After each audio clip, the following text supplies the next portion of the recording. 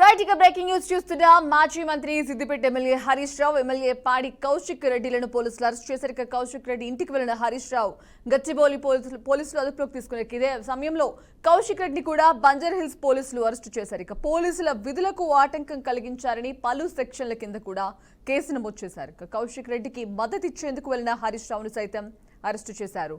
BRS నేతలపై అక్రమ కేసులు పెడుతున్నారంటూ గులాబీ పార్టీ నేతలు కూడా ఆరోపిస్తున్నారు.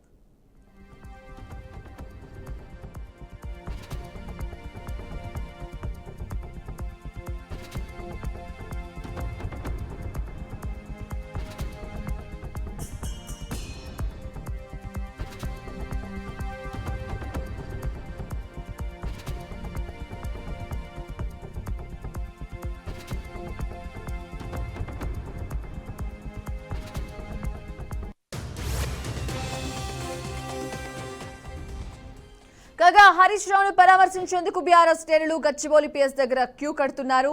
మాజీ మంత్రులు ఎర్రబెల్లి దయాకర్ రావు, తలసాని శ్రీనివాస్ యాదవ్, సబితా ఇంద్రారెడ్డితో పాటు కీలక బీఆర్ఎస్ నేతలు హరీష్ రావును పరామర్శించేందుకు అక్కడికి వెళ్లారు. కాంగ్రెస్ ప్రభుత్వంపై నేతలు తీవ్ర స్థాయిలో మండిపడుతున్నారు. అక్రమ అరెస్టులకు భయపడేది లేదని తేల్చి చెప్పారు.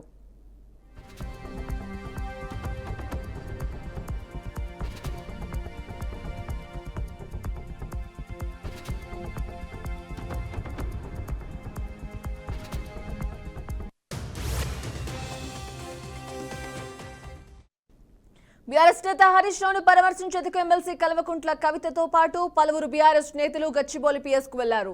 పోలీసులు కవితను మాత్రమే స్టేషన్ లోపలికి అనుమతించారు. అయితే బీఆర్ఎస్ నేతలను స్టేషన్ లోపలికి అనుమతించకపోవడంపై ఆ పార్టీ నేతలు పిఎస్ ముందు ఆందోళనకు దిగారు. దీంతో పిఎస్ ముందు ఉద్రిక్తత నెలకొంది.